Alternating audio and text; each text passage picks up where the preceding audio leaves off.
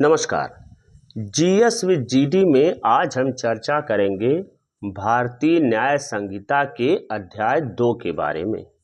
अध्याय 2 जिसमें दंड का प्रावधान किया गया है और इस अध्याय 2 की धारा 4 ये कहती है कि इस संहिता के अधीन यानी कि भारतीय न्याय संहिता के अधीन दंड 6 प्रकार के होते हैं।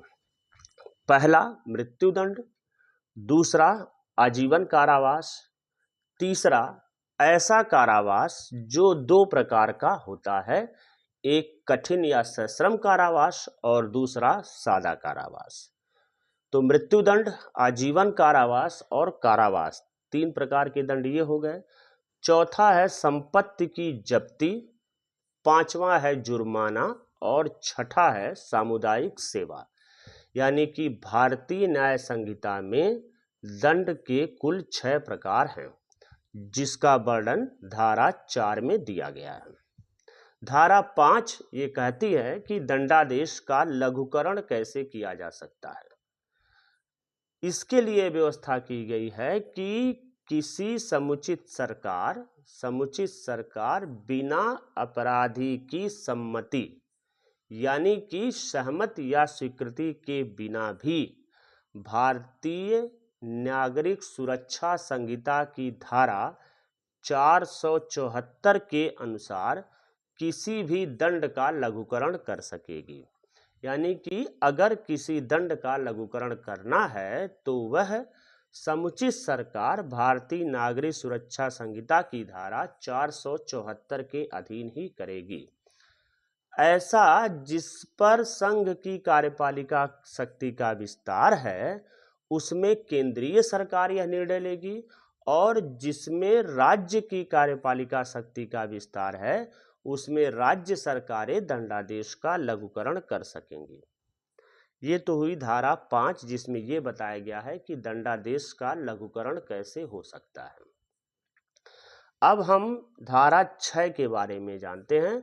धारा 6 ये बताती है कि दंडावधियों की भिन्नें क्या होंगी। दंडावधियों के भिन्नों की गणना करने में, जब दंडावधियों के भिन्नों की गणना करेंगे उसमें अन्यथा उपबंधित के सिवाय आजीवन कारावास को, अगर कहीं अन्यथा उपबंधित नहीं है तो आजीवन कारावास को 20 वर्ष के कारावास के समतुल्य माना जाएगा। अगर अन्यथा उपबंधित कर दिया गया है तो आजीवन कारावास का मतलब आजीवन कारावास होगा। अगर अन्यथा उपबंधित नहीं है तो आजीवन कारावास का मतलब यहाँ 20 वर्ष के कारावास से माना जाएगा। धारा 7 इस बात की व्यवस्था करती है कि संपूर्ण कारावास या उसका कोई भाग कठिन या सादा भी हो सकता है। भारतीय न्याय संहिता के अध्याय 2 की धारा 7 संपूर्ण कारावास या उसके किसी भाग का सादा या कठोर होने की व्यवस्था करता है।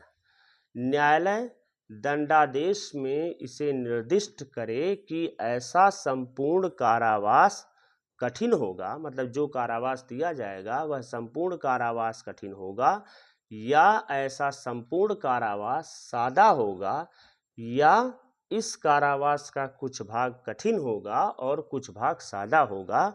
ऐसा आदेश न्यायालय अपने आदेश में पारित करेगा।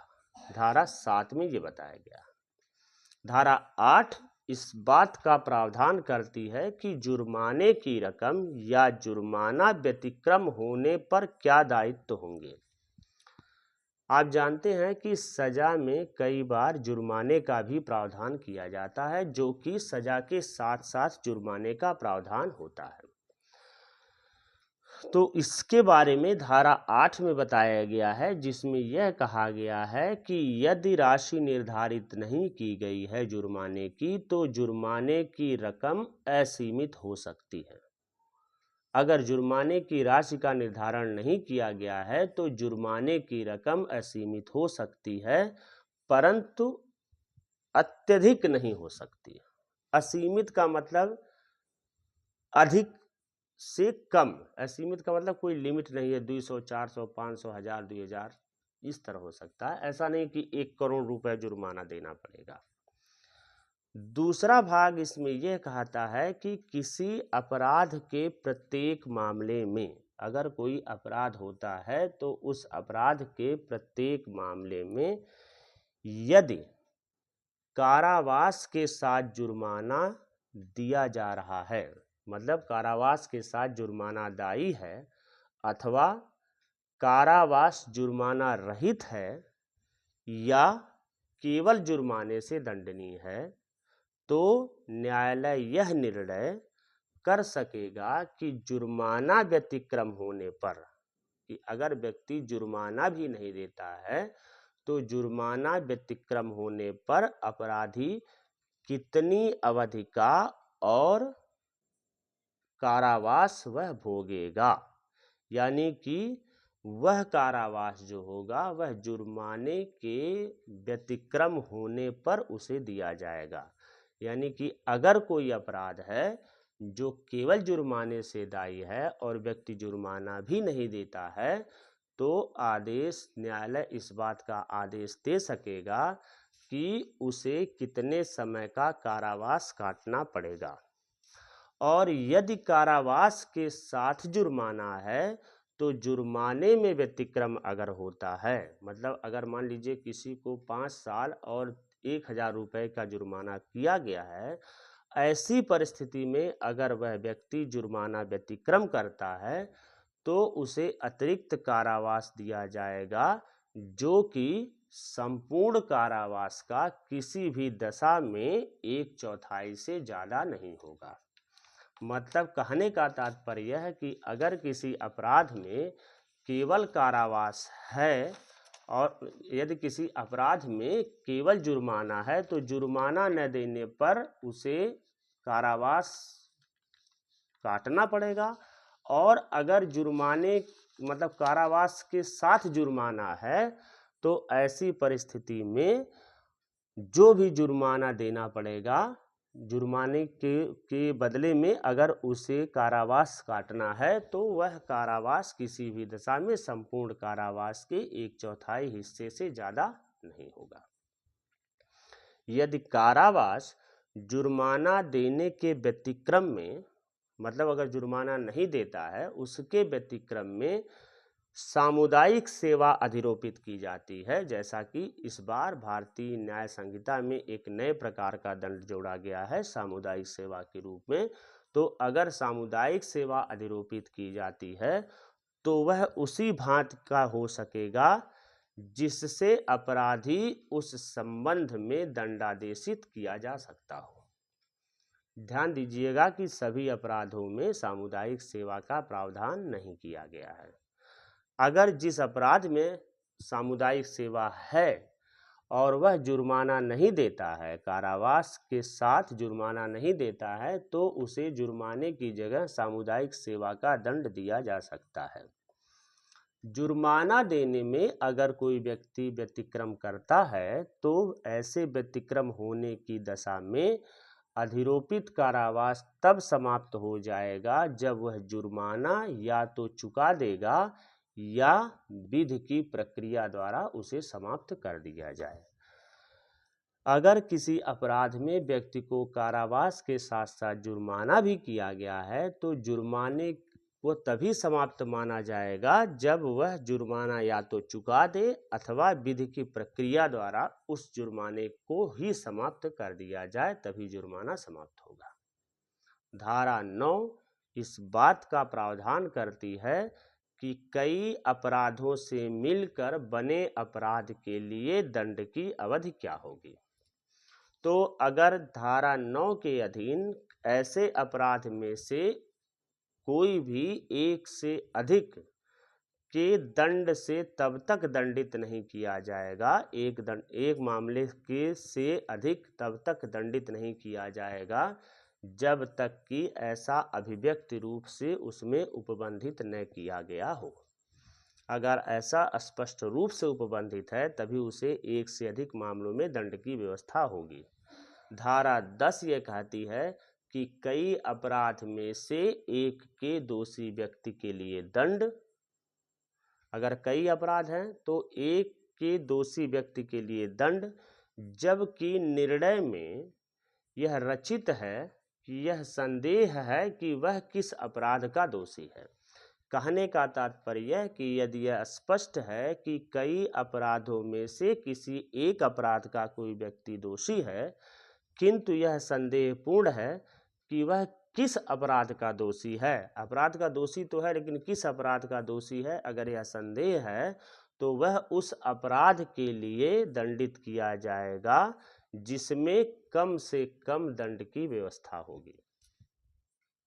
मतलब ये कि अगर कोई व्यक्ति इस संदेह में है कि व्यक्ति ने अपराध तो किया है, लेकिन कई अपराधों में से किस अपराध के लिए से दंड दिया जाएगा, तो उस अपराध के लिए दंड दिया जाएगा उसे जिसमें कम से कम दंड का प्रावधान हो, न कि ज़्यादा से ज़्यादा दंड का प्रावधान वाले अपराध में उसे सजा दी जाएगी। धारा 11 एकांत परिरोध को परिभाषित करती है कि जब कोई व्यक्ति कोई ऐसा अपराध करने के लिए दोषी ठहराया जाता है जिसके लिए कठिन कारावास का दंड दिया गया हो, तो उसे एकांत परिरोध की अवधि 3 मास से ज़्यादा की नहीं होगी। मतलब अगर किसी व्यक्ति को ऐसे अपराध के लिए दोषी ठहराया गया है जिसके लिए कठिन दंड है, तो भी उसका एकांत परिरोध 3 मास से ज़्यादा का नहीं होगा।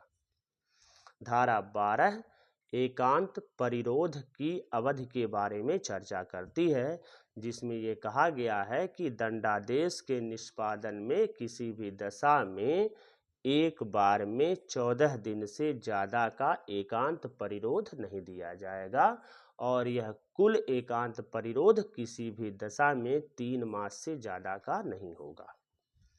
धारा 13 इस बात का प्रावधान करती है कि पूर्व दोष सिद्धि के पश्चात कतिपय अपराधों के लिए दंड कैसे दिया जाएगा। यदि कोई व्यक्ति भारत में किसी न्यायालय द्वारा इस संहिता के अध्याय 10 या अध्याय 17 के अधीन 3 वर्ष या इससे अवधि के लिए किसी भांति के कारावास से दंडनीय होता है, उसके पश्चात उन्हीं दोनों अध्यायों यानी कि धारा अध्याय 10 और अध्याय 17 के अधीन उतनी ही अवधि के लिए वैसे ही कारावास से दंडनीय होता है, तो पश्चातवर्ती अपराध के लिए 10 वर्ष से लेकर के आजीवन कारावास या दंड की व्यवस्था की जाएगी।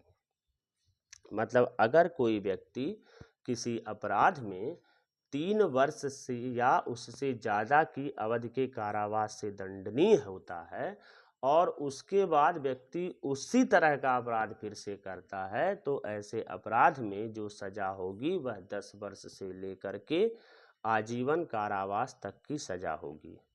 और यह जो है अध्याय 10 और अध्याय 17 के लिए किया गया है। अध्याय 10 ये कहता है कि सिक्कों, करेंसी नोट, बैंक नोट और अगर सरकारी स्टैंप से संबंधित अपराध है और ये दोबारा किए जाते हैं तो।